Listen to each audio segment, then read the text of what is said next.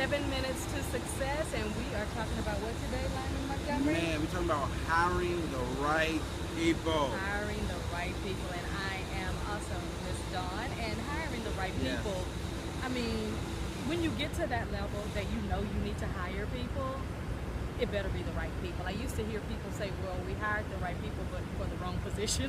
And you don't want to be one of those people because your money is being spent. You've got to make sure that they're taken care of. So hire the right people so that your business can get to the destination that you've planned for it to get to.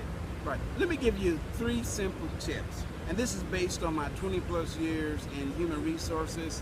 And the number 1 tip when it comes to hiring the right people is, do they have chemistry with you? Yes. Studies have shown people hire whom they like to do business with. That's right. And there's nothing worse than to hire someone they don't understand your mission, your vision, And don't care. And they don't care. And they don't care. And so you want to make sure that you hire someone, and we're going to assume you're going to hire someone that's competent. That's a given, all right? Yeah. So when you get beyond hiring, they have the skills, they have the education, they even have the knowledge. Yeah. We want to go deeper. We want to dive deeper, all right? And deal more with the chemistry. Right. Second, what do they bring to your business that you are needing? Right, and not only that you are needing, but that you need it so bad that they're invaluable. That's the Yes, one thing that's that I good. noticed when I was in corporate America 20-something years ago, is that people didn't feel like they were valued, so those people left.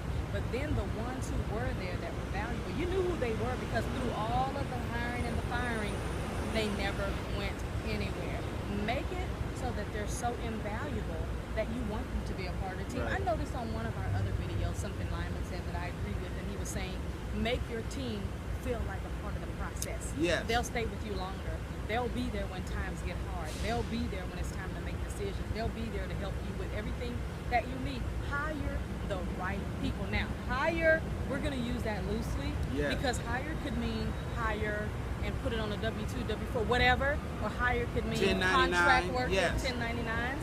And please go to irs.gov and read the new rules on 1099 employees because there's some very tricky language in there that I bet you, if you are working with contract workers, you're probably not doing it right.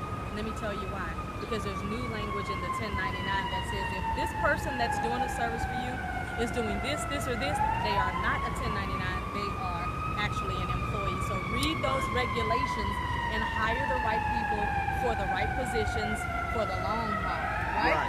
Right. And one of the things, this third tip that I want to leave with you, we talked about chemistry, which is very important. Make sure they're in sync Right. with your mission, your vision, Right. and that you like each other. Okay, Right. we're not saying that you have to go out to dinner and lunch, although that will help. It will.